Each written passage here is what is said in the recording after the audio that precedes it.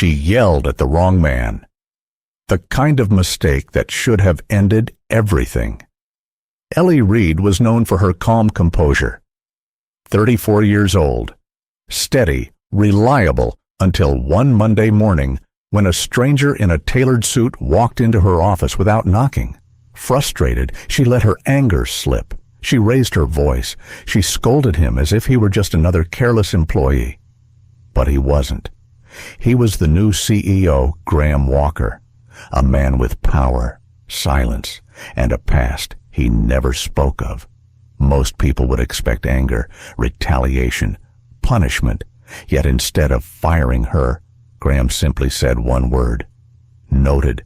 Imagine for a moment it's you. You've just shouted at the man who holds your career in his hands. Do you apologize? Do you wait for the hammer to fall, or do you keep standing tall, risking everything on principle? This is a story about mistakes that turn into second chances, about love that doesn't chase but quietly stays. Stay with us, and if the story touches you, please support this channel by sharing your thoughts in the comments. Now, let's begin. The secretary yelled at the wrong billionaire boss, and shockingly, he proposed to her. She was always calm, always in control, until the day a man in a tailored suit barged in, and she yelled before she even knew his name. Mondays in Charleston had a rhythm of their own. The sun usually came in slow, filtered through the oak trees, warming up the red brick streets and breathing life into the sleepy corners of the old town. But inside the offices of Charleston Heritage Realty, Mondays were anything but slow. Phones rang off the hook, printers jammed just when you needed them most.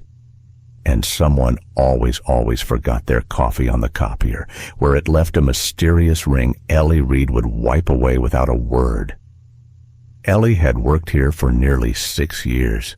She liked order. She liked predictability. Her desk was always neat. Her emails always answered. Her deadlines always met. She wasn't flashy or loud. She wore navy, beige, sometimes a soft green if she felt daring.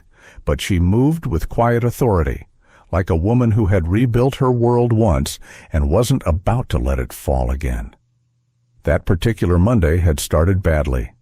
The cleaning crew had forgotten to restock the printer paper. The accounting team had lost access to the shared drive.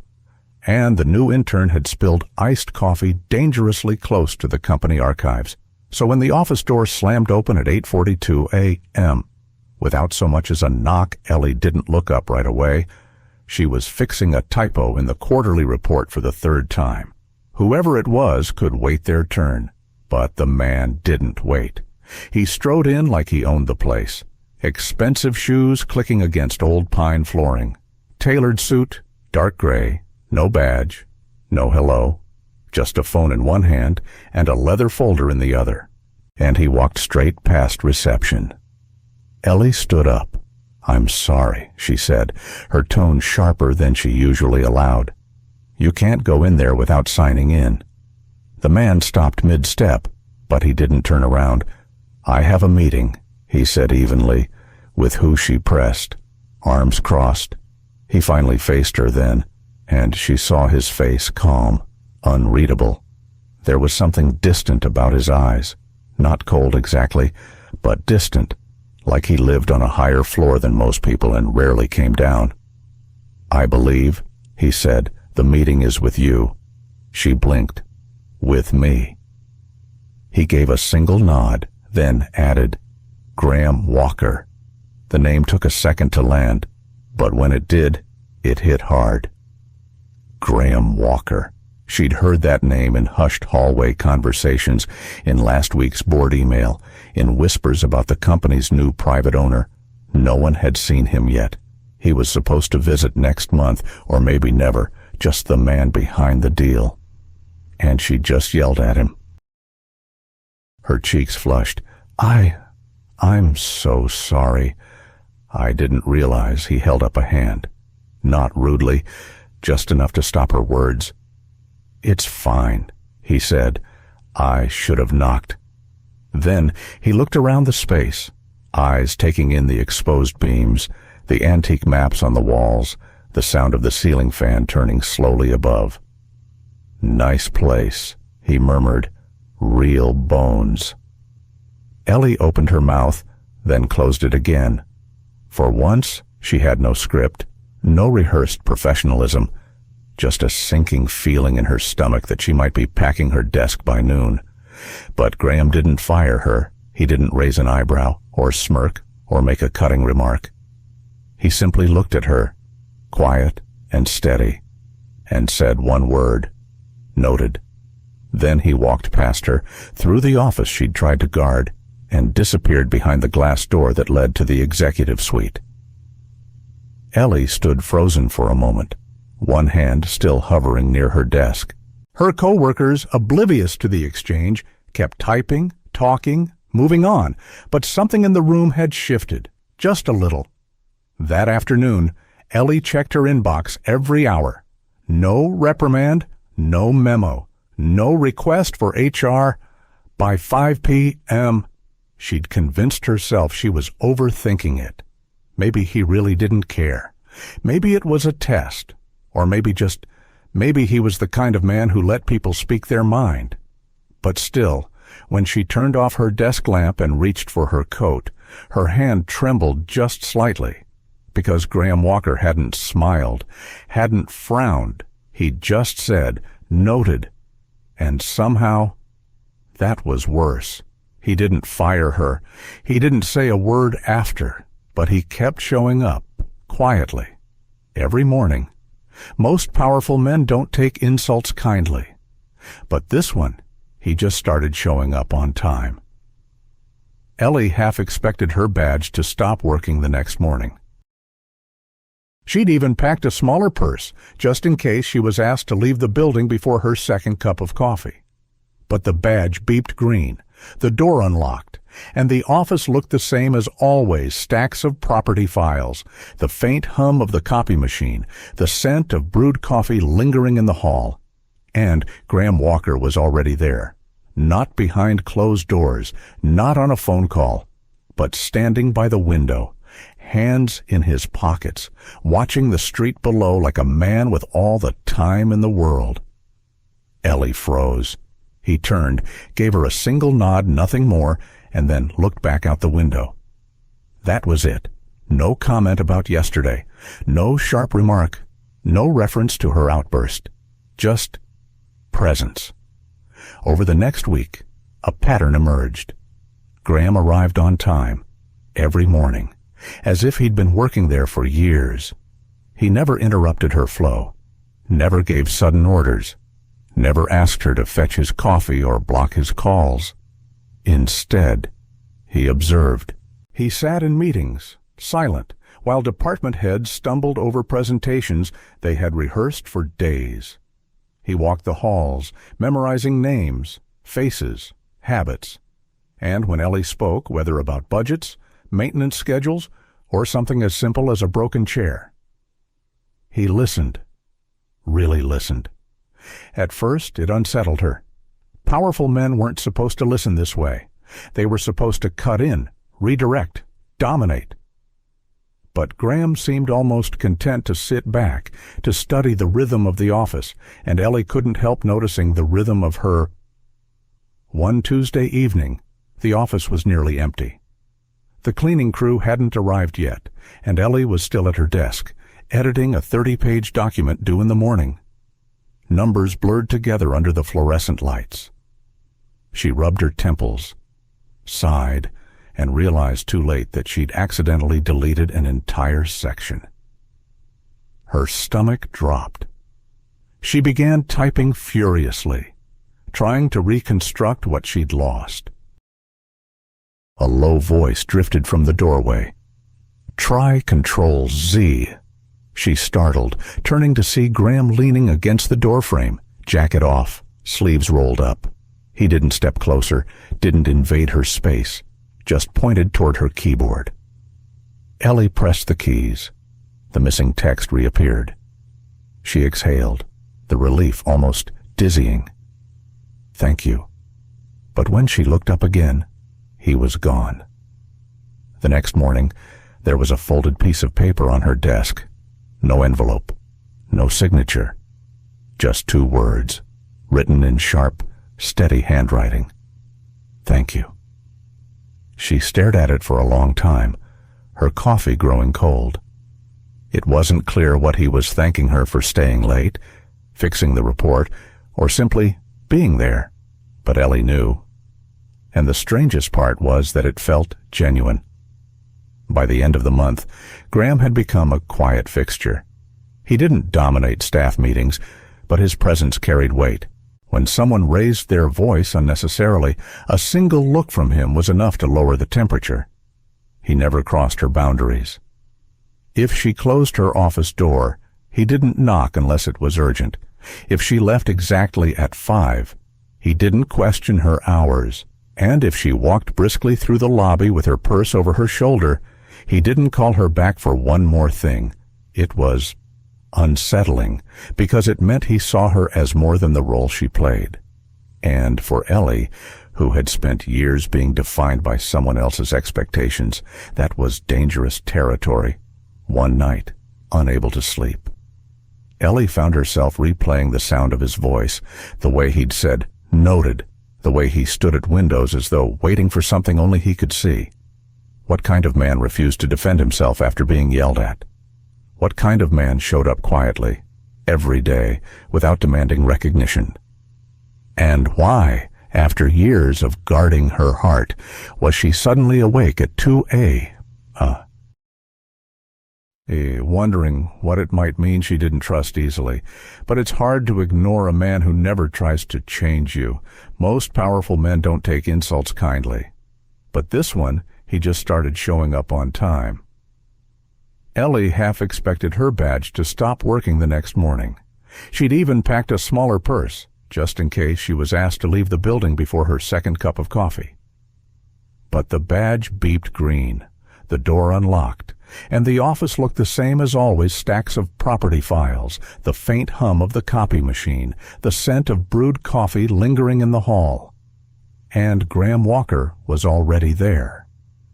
Not behind closed doors, not on a phone call, but standing by the window, hands in his pockets, watching the street below like a man with all the time in the world. Ellie froze. He turned, gave her a single nod, nothing more, and then looked back out the window. That was it. No comment about yesterday. No sharp remark. No reference to her outburst. Just presence.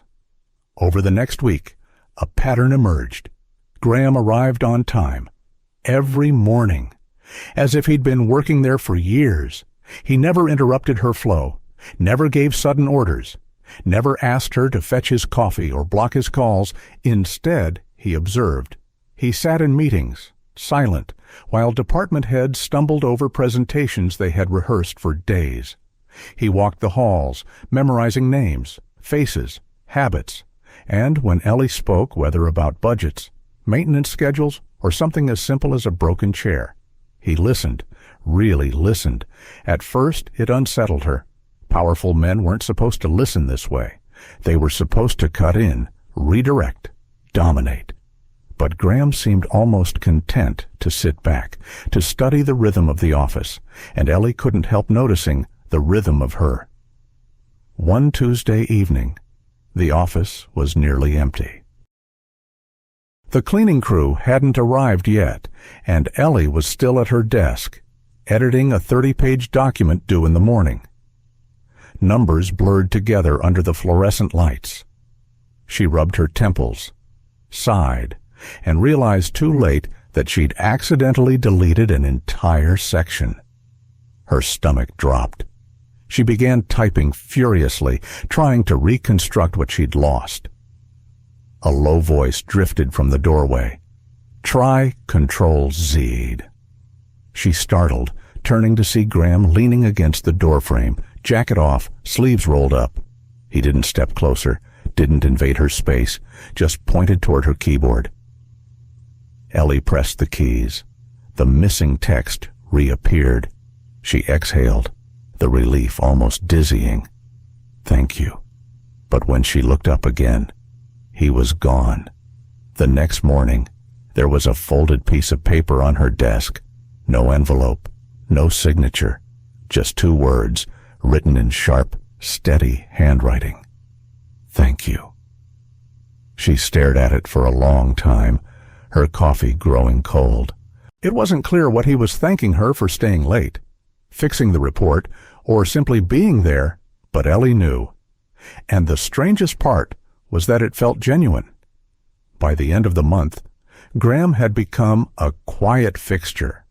He didn't dominate staff meetings, but his presence carried weight. When someone raised their voice unnecessarily, a single look from him was enough to lower the temperature. He never crossed her boundaries. If she closed her office door, he didn't knock unless it was urgent. If she left exactly at 5, he didn't question her hours. And if she walked briskly through the lobby with her purse over her shoulder, he didn't call her back for one more thing. It was unsettling, because it meant he saw her as more than the role she played. And for Ellie, who had spent years being defined by someone else's expectations, that was dangerous territory.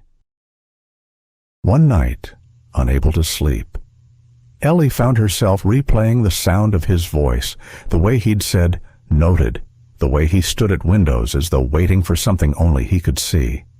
What kind of man refused to defend himself after being yelled at? What kind of man showed up quietly, every day, without demanding recognition? And why, after years of guarding her heart, was she suddenly awake at 2 a.m., wondering what it might mean? She didn't trust easily, but it's hard to ignore a man who never tries to change you. One flash of a camera, and suddenly she was his date. The headlines never asked her permission. Ellie never liked galas. She wasn't dazzled by chandeliers, by gowns sweeping across marble floors, or by champagne flutes balanced in delicate fingers. She preferred the quiet of the office after hours, the hum of a desk lamp, the steady rhythm of work that made sense. So when Graham Walker asked her to attend the Charleston Cultural Preservation Gala, her first instinct was to decline. "Not my kind of event," she told him flatly. He didn't push, just tilted his head like he'd expected that answer.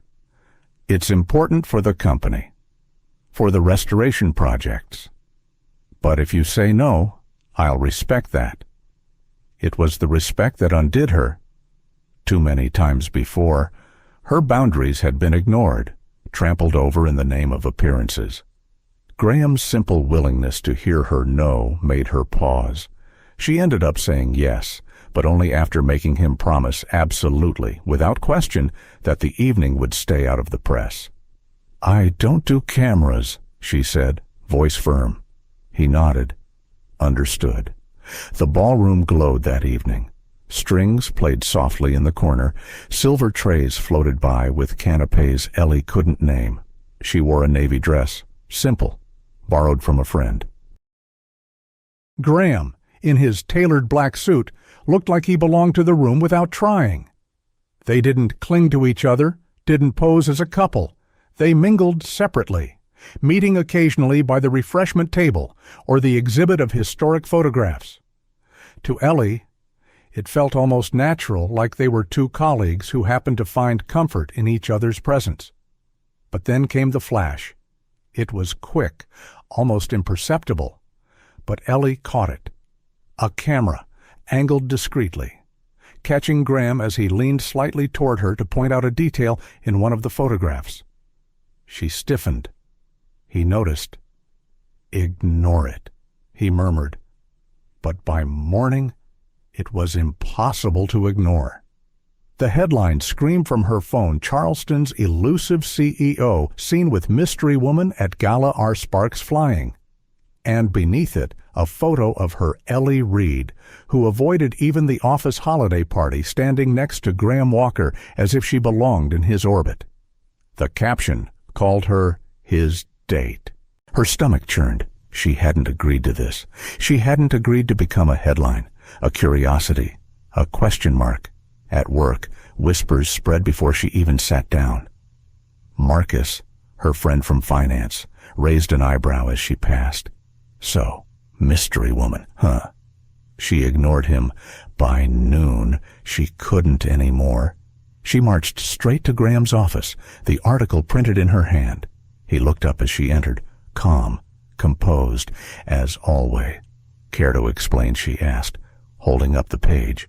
He studied it for a moment, then set it down. "The press will print what they want." "That's not an explanation," Ellie shot back, heat rising in her chest. "You promised there wouldn't be cameras. You promised." He didn't defend himself, didn't argue. He just sat there, silent, and that silence infuriated her more than any excuse could have.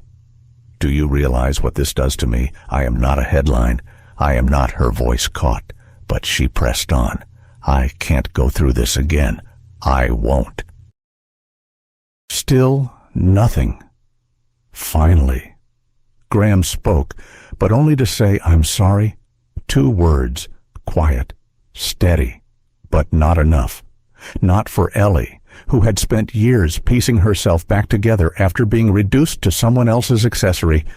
She turned, walked out, and didn't look back. The next morning, his office was empty. No tailored suit by the window, no steady presence in the hall. For the first time in weeks, she realized how much space he had taken up. Quiet space, yes, but space nonetheless. She tried to bury herself in work, but her eyes kept flicking to the door, expecting him to appear. When he didn't, she felt a sharp pang of something she didn't want to name. Anger, maybe, or hurt, or worse, disappointment. And that, she thought bitterly, was the most maddening part, because she shouldn't care. But she did. She had perfect heels, perfect teeth, and a past with the boss. What could go wrong? She had perfect heels, perfect teeth, and a past with the boss. What could go wrong? The office buzzed louder than usual that morning. Phones rang more often. Conversations carried an edge of excitement, and the scent of expensive perfume lingered in the hallway. Something floral, deliberate, impossible to ignore. Ellie noticed it first when she came back from the copier. A tall woman stood at reception, laughing softly, her lipstick a perfect shade of red. The kind of red that suggested confidence, power, and an audience used to watching. "Ava Calder," the receptionist whispered as Ellie passed. The name meant nothing to Ellie at first, but the way the staff leaned in, the way whispers traveled from one desk to another, told her enough Ava was not just a visitor. Minutes later, Ellie saw her walking side by side with Graham. His stride was the same as always, steady, composed, but there was a looseness in his shoulders she hadn't seen before. Ava's hand brushed his arm as she laughed at something he said, and Ellie's chest tightened in a way she didn't want to acknowledge. Ava Calder had once been Graham's closest advisor back in New York, a communications strategist, known for shaping public images like a sculptor with clay. Rumor had it she'd also been more than that, a confidant, maybe even something closer, the kind of woman who never just walked into a room. She arrived in Charleston, declaring to anyone who would listen that she was here to help Graham modernize the brand and amplify his voice. Ellie didn't like the sound of it. Over the next few days, Ava became a fixture in the office. She moved through the halls with the ease of someone who had nothing to prove, always in perfect heels, tapping across the wood floors as though the rhythm itself announced her presence. She brought in glossy mock-ups of marketing campaigns. She suggested photo shoots, interviews, a feature spread in a national magazine. And when she spoke, she leaned toward Graham as if they shared a private language no one else could access. Ellie tried to stay indifferent. She focused on reports, deadlines, the endless demands of the restoration projects, but it was impossible to ignore the way staff began speculating in hushed tones. "Looks like the boss has company again. They used to work together in New York. Right, maybe more. Wouldn't that make sense? They look good together." The whispers stung more than Ellie cared to admit. One afternoon, needing a file, Ellie walked toward Graham's office without thinking. The door was open, and there they were. Ava sat perched on the corner of his desk, laughing, her hand resting casually on his shoulder. Graham wasn't laughing, but he wasn't moving away either. He listened, expression unreadable. For Ellie, the scene was enough, too familiar, too dangerous. She turned on her heel before they noticed her. But someone else had noticed. A flash went off someone with a phone. Quick and opportunistic. By evening, the photo was circulating in a local business forum. By morning, it was online. CEO Graham Walker reunites with longtime confidant Ava Calder. Back together. The headline made Ellie's stomach lurch. She spent the night staring at her ceiling, heart heavy. It wasn't just the photograph. It was the realization of how quickly a story could be written for her without her consent, without her defense.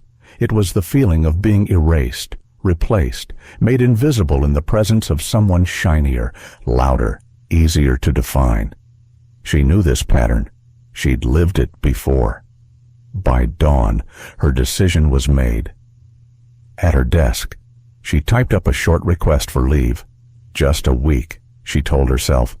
A week to breathe, to clear her head. Then she walked into Graham's office. He wasn't there. The desk was empty, but the faint trace of Ava's perfume still lingered in the air. Ellie placed the letter neatly in the center. On top of it, she left a smaller slip of paper, folded once, in her careful handwriting. Just one line. Don't explain. Just don't repeat history. She stood for a moment, letting the silence settle. Then she turned off the light and closed the door behind her. He didn't know how much she meant to him until her chair sat empty, and stayed that way. He didn't know how much she meant to him until her chair sat empty, and stayed that way. The office felt louder without her. Phones rang the same. Keys clicked just as often, but something about the rhythm was off. Ellie's chair sat tucked neatly under her desk, her coffee mug washed and turned upside down in the break room, her pen jar perfectly aligned, and empty. Graham Walker noticed it the moment he arrived. He'd always noticed her quietly, carefully, in ways no one else seemed to. But now, with that chair unoccupied, the absence pressed in like a weight against the chest. He tried to drown himself in work. He came in earlier, stayed later, read reports line by line. Yet his eyes drifted, unbidden, to that empty chair in the corner of his vision. It startled him how much space she'd filled without ever demanding it. Ava Calder, of course, noticed too. She began lingering near his office, always with a file in hand, always smiling too easily. Her heels clicked on the hardwood like punctuation marks to every sentence. "Graham," she said one morning, sliding into his office uninvited, "the press response has been incredible. Our reunion story is giving the company the kind of visibility we could never buy." He didn't look up from his papers. "It's not a reunion." She laughed lightly. "Call it what you want. Perception is half the battle." His jaw tightened, but he said nothing. Silence had always been his armor. Still, every time Ava leaned in, every time her perfume filled the space Ellie had once occupied with quiet steadiness, Graham felt the hollowness deepen. Days stretched into a week. Ellie's leave wasn't long, but it was long enough for Graham to realize what he had lost. It wasn't efficiency or skill, though she had plenty of both. It was something harder to name, a steadiness, a truth. A reminder that not everyone bowed to him. Not everyone shaped their words to please him. Ellie had seen him as a man, not just a title. And now she was gone. The breaking point came on a Thursday afternoon. Ava breezed into his office with a glossy proposal for a national campaign. "It's bold," she said, placing the folder directly over the spreadsheet he'd been studying. High-profile interviews, a photo spread, maybe even a cover story. It will cement your image, powerful, untouchable, charismatic. Graham looked at the photographs mock up his face, polished, paired with Ava's in the background, smiling like she belonged there. For a long moment, he said nothing. Then he closed the folder with deliberate care and slid it back toward her. No. Ava blinked. No, we're done here, he said, voice flat. End the contract. Effective immediately. Her smile faltered, the first crack in her flawless exterior. You can't be serious, Graham. This is your chance. I said no. He stood then, taller, broader, the kind of presence that left no room for negotiation. Whatever this was, it's over. Leave the office, leave Charleston. Ava opened her mouth, but the words died under his stare. She gathered her things, heels clicking sharply against the floor, the sound echoing down the hallway until it faded altogether. And then silence, just silence. That evening, Graham stayed late again. He walked the empty halls, past Ellie's desk, and paused. Her chair still sat there, waiting. For the first time in years, he wished he knew how to pray. 2 days later, a package arrived at the small community library downtown. Ellie had been volunteering there during her leave, helping catalog books for children's programs. The box was plain, unmarked. Inside, a folder of grant documents approvals, signatures, funding secured for a long-delayed renovation. Tucked at the very top, a single slip of paper. Some stories deserve a quiet ending. Ellie's breath caught as she read it. She touched the page gently, the corners of her mouth tightening in something between a smile and a sigh. Because if she knew one thing about Graham Walker, it was this: when he chose silence, it wasn't indifference. It was his way of speaking the words he couldn't quite say aloud. He couldn't say it out loud.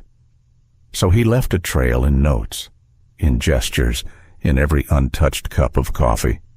He couldn't say it out loud. So he left a trail in notes, in gestures, in every untouched cup of coffee. The first morning, Ellie returned to the library after her short leave. She noticed it immediately. On the front counter, beside the stack of children's picture books waiting to be shelved, sat a paper cup. It wasn't unusual for volunteers to leave their drinks behind, but this cup was different, warm, fresh, with her exact order half-shot of espresso, cinnamon sprinkled lightly on top. No sugar. A drink so particular, even the local barista rarely remembered it. Ellie paused, her hand hovering. She glanced around the room. The library was quiet at this hour. Just the faint hum of the HVAC and the smell of paper, dust, and rain-soaked air drifting in through the door. No one in sight. She lifted the cup, took a tentative sip, and froze. Perfect. Exactly hers. She knew who had left it, even if she couldn't prove it. That was only the beginning. 2 days later, Ellie opened her mailbox at the library to find a thick packet of blueprints. She spread them across the desk and felt her throat tighten. They were the design plans she had presented to the board nearly a year ago. The renovation project meant to breathe life into the old library. She had fought for them, spoken with passion, only to be told there was no funding, no urgency, no practical reason. And yet, here they were. Approved. Stamped. Ready. No cover letter, no explanation, just the documents themselves, placed as carefully as if someone had wanted her to stumble upon them like a secret gift. The gestures continued, quiet and deliberate. A binder appeared on her desk one evening after she locked up, filled with community program outlines, story hours for children, literacy circles for seniors, history nights to honor Charleston's past. None of it was in her handwriting, but all of it sounded like her. Someone had been listening closely, so closely that her ideas, her half-spoken dreams, had been gathered, organized, and handed back to her as if to say, "You were heard. You were never invisible."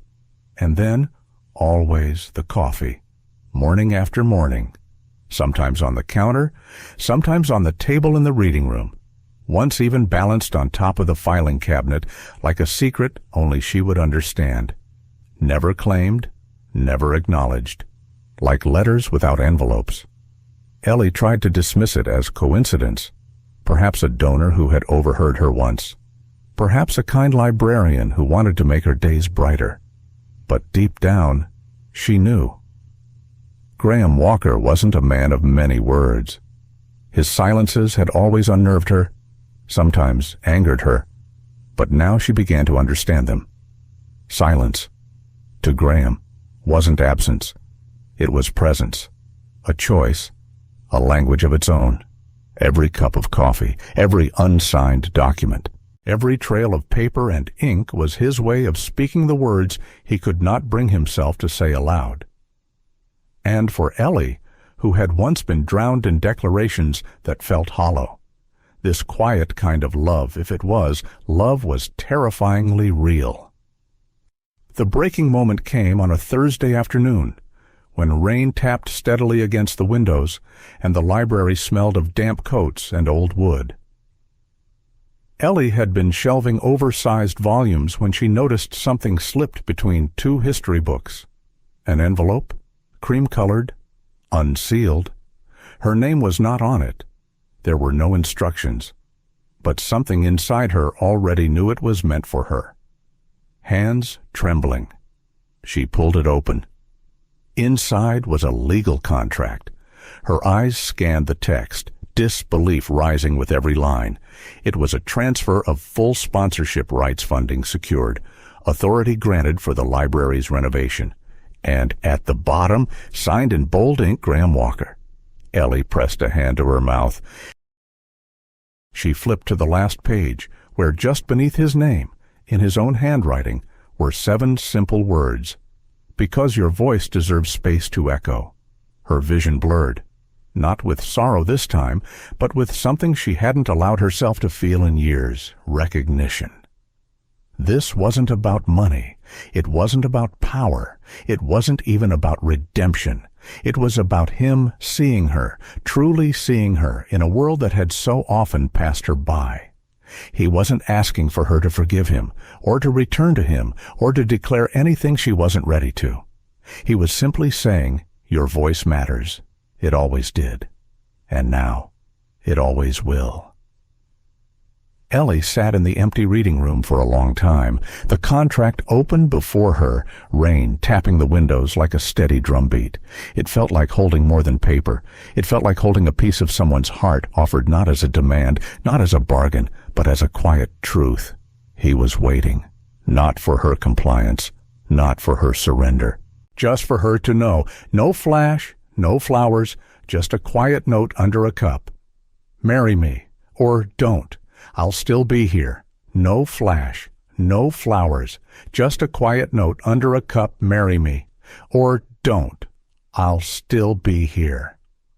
The first day Ellie walked back into the office, it struck her how easily the world seemed to forget absence. The printers hummed, the phones rang, and the same smell of ink and coffee clung to the air. Colleagues passed by with polite nods, as though nothing had shifted. But Ellie knew it had, because in the corner, by the tall window, stood Graham Walker, jacket buttoned, hands in his pockets, the faint reflection of the street lights catching on his glasses. He looked exactly as he had the day she left, steady, unshaken, as if he had been rooted there all along, simply waiting. When she entered, he turned. Their eyes met. No words, no questions. Just a single nod, small and restrained, before he looked back out at the cobblestone street below. And somehow, that silence pierced deeper than any declaration could. The days slid back into rhythm, yet nothing was truly the same. She worked at her desk, drafting reports, scheduling meetings. He worked across the hall, quiet and methodical, his presence always there but never pressing against her. They didn't speak of what had passed the headlines, Ava Calder, the note she had left behind. But small things betrayed him, the way his eyes lingered, just briefly, when she passed with a stack of files, the way he waited until she locked her office before he left in the evenings, the way her coffee was always there. At first, she told herself it was coincidence. The receptionist, a kind intern, but the consistency was too precise, the timing too uncanny. Every morning on her desk, her exact drink, the one order too complicated for most baristas to remember, half espresso, cinnamon, no sugar, always warm, always waiting. And every time she lifted the cup, her chest ached not from confusion, but from recognition. It happened on a Tuesday, one of those heavy Charleston afternoons when the air pressed damp against the skin and thunderclouds threatened but never broke. Ellie had spent the morning in meetings, her patience worn thin by budget arguments that circled endlessly. By late afternoon, she returned to her office exhausted, craving the comfort of routine. There it was, the familiar cup. She smiled despite herself, lifting it with tired hands, feeling the heat bleed into her palms. She took a sip, then set it down. That was when she saw it. Something glinted faintly at the bottom. Her heart stopped. She leaned closer. There, resting against the curve of the cup, was a simple silver ring. No diamonds, no flourish, just a plain band that caught the light with quiet certainty. Her breath hitched. Beneath the cup lay a folded note. She picked it up with trembling fingers, unfolded it slowly, afraid the words might disappear if she rushed. In his sharp, deliberate handwriting, it read, "If you say no, I'll keep sitting across the hall. If you say yes, I'll still sit there. But maybe we walk home together after."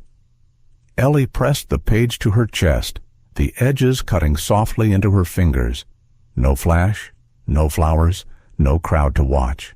Just paper, ink, a ring left in the one place he knew she would find it in the quiet rhythm of their days, in the ritual that had bound them together before either had dared to speak aloud what lingered between them. Her mind filled with ghosts of the past, the grand gestures that had once trapped her, the promises that had sounded sweet but came with strings, the public declarations that reduced her to an accessory, a name beside someone else's headline. She had been loved before, but loved in ways that silenced her, loved in ways that demanded more than she could give until she no longer recognized herself. And now, this. A man who had everything, offering her nothing but choice. Not "I need you," not "I can't live without you." Just, "If you say no, I'll still be here." It was the first proposal in her life that didn't feel like a cage. Ellie sank into her chair, the office dim around her, the muffled sound of traffic rising from the street. Tears welled in her eyes before she could stop them. Not the bitter tears she had once shed for loss, not the angry ones for betrayal. These came gently, like rain finally breaking after weeks of heavy sky. She wept because she felt seen, truly seen, not as an assistant, not as a headline, not as someone's accessory, but as Ellie Reid, a woman with a voice, a history, a fragile strength, and someone worthy of being asked, not claimed. She didn't pick up the ring. Not yet. Instead, she traced the words on the note, over and over, as if to etch them into memory. Her answer could wait, tomorrow or the day after. For tonight, it was enough to know this. She was no longer invisible, and that, perhaps, was the beginning of love. Sometimes love doesn't begin with yes. Sometimes it begins with two people walking in the same direction, step by step. They didn't have vows under the stars. They had whispers between bookshelves. The morning of the library's reopening was washed in spring sunlight. Children tugged at their parents' hands as they crossed the newly painted steps. Seniors lingered near the entrance, leaning on polished railings, smiling at the scent of fresh wood and new beginnings. The Charleston community had gathered not for grandeur, but for something tender, the return of a space that belonged to everyone. Ellie stood near the back of the small crowd, her heart caught somewhere between pride and disbelief. The library looked nothing like the tired, aging building she had once fought for. Its windows gleamed, its shelves were stacked, its children's corner brightened by a mural of oak trees and the harbor. It was everything she had dreamed, but never dared to imagine possible. And then she saw him, Graham, in a dark suit, standing quietly near the podium. No entourage, no reporters, just a man who had put his resources into bricks, mortar, and silence, and now seemed content to fade into the background of the celebration. The mayor gave a short introduction, praising the project. Then Graham stepped forward, his voice carried easily, calm and steady, thanking donors, volunteers, and neighbors. But before he closed, he turned toward the crowd and said, "There's one more voice you should hear today." His eyes found hers. Ellie froze. She hadn't prepared a speech. She hadn't expected to stand in front of anyone. But the warmth in his gaze, unspoken, steady, left her with no room to decline. So she walked to the podium. Her hands trembled, but her feet carried her forward, as if some part of her had been waiting for this moment all along. The crowd hushed. Ellie gripped the wooden sides of the lectern and drew a slow breath. "I could stand here and talk about renovations," she began softly, "about budgets and plans and all the little steps it takes to bring an old building back to life. But today isn't really about that." She paused, letting her gaze sweep the room. Families, elders, children fidgeting on the front row, all of them waiting. This library, she continued, was saved not just by money or by paperwork. It was saved by stillness, by someone who knew when not to push, who knew that sometimes the most powerful thing you can do is simply stand still and stay. Her voice grew steadier as she went on. "For me, this place will always remind me of one truth. Not all love rushes. Not all love shouts. Sometimes love doesn't chase. It stays." The words hung in the air, soft but unshakable. For a moment, silence. Then the room erupted in applause, loud, heartfelt, filling every corner of the library until it seemed the walls themselves vibrated with joy. Ellie stepped back from the podium, her chest heaving, her cheeks flushed with color. She hadn't meant to speak of love, not so openly, not here, but the words had slipped out, honest and undeniable, like water finding its path. As the clapping continued, she glanced toward the side of the stage. Graham wasn't clapping, he was just looking at her, his expression unreadable to everyone else, but to her it was all there, the quiet recognition, the steady promise, the patience that had carried them both to this moment. And then, as the applause swelled louder, he stepped down from the stage. He didn't take her hand. He didn't make a gesture to claim her, he simply moved to stand beside her, shoulder to shoulder, close enough that she could feel the calm of his presence. For Ellie, it was enough, more than enough. No ceremony, no spotlight, just two people leaving together when the lights dimmed, finally walking in the same direction. Every morning, one chair was never empty again. The library no longer smelled of dust and neglect. Now, every morning, the faint aroma of fresh paint and polished wood mixed with the sweetness of coffee drifting through the tall windows. Ellie arrived early, as she always did, her planner tucked under her arm, her steps soft against the restored floors. She carried her mug to the reading corner by the wide front windows, where 2 chairs had been placed, side by side. The right-hand chair was hers. The left-hand chair was no longer empty. Graham sat there every morning, without announcement, without expectation, always before his day as CEO pulled him into conference calls and investor meetings, always before hers filled with community programs and logistics. No one questioned it anymore.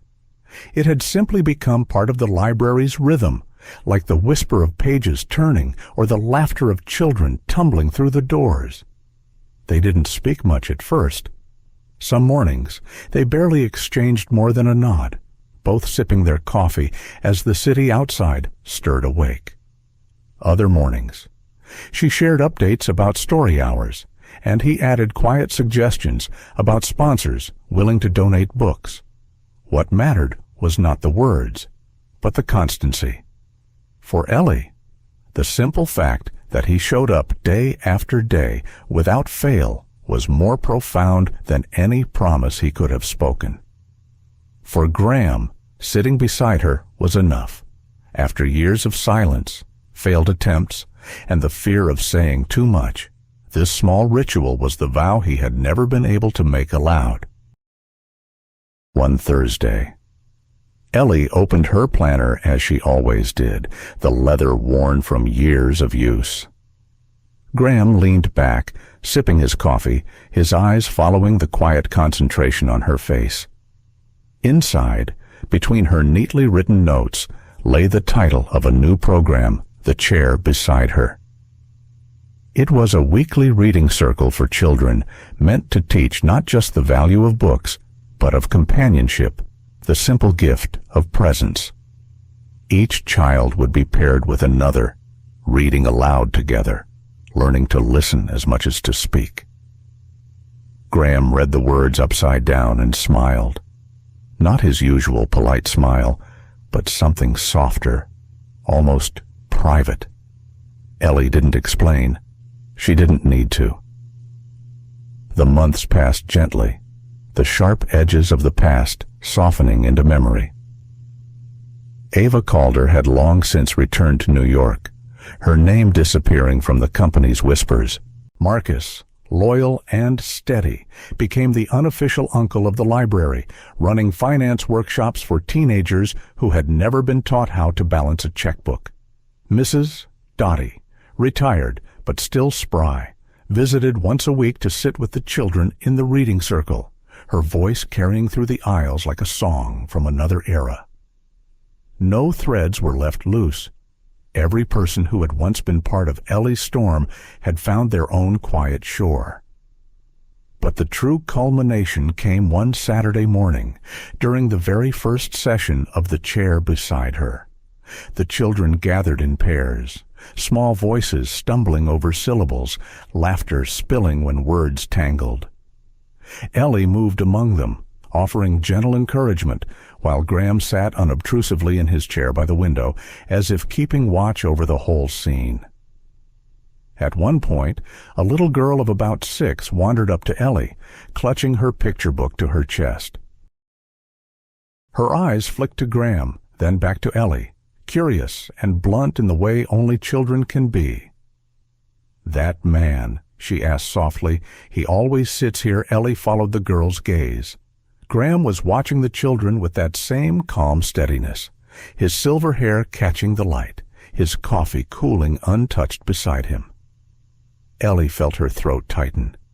She knelt to the girl's height, smoothing the edge of the book in her tiny hands.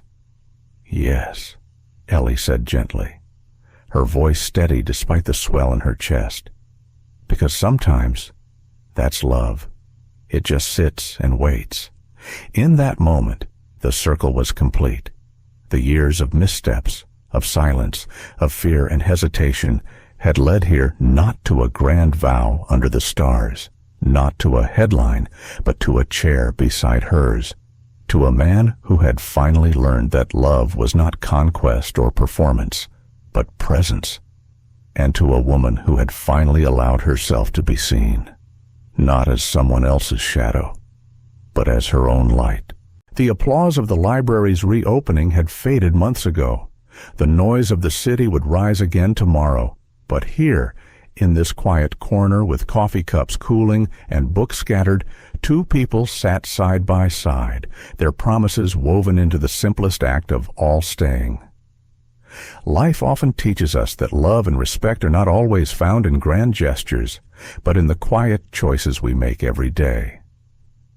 Ellie and Graham's story reminds us that true connection isn't about chasing or demanding, it's about presence, patience, and the courage to see someone for who they truly are.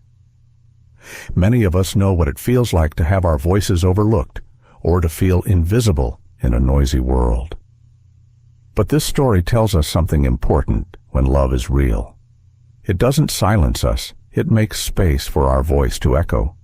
It waits beside us, not in front of us or behind us. For those of us who have lived long enough to carry both joy and scars, there is comfort in knowing that second chances are possible. Healing doesn't always come with fireworks. Sometimes it comes with a steady chair beside yours, a shared cup of coffee, or a quiet word at the right moment. So perhaps the lesson is simple love that lasts is not the loudest love. It is the love that stays. Thank you, dear friends, for staying with us until the end of this story. If it touched your heart, please take a moment to like, share, and subscribe to our channel. Your support helps us bring more stories of love, hope, and second chances to life. We truly appreciate having you here.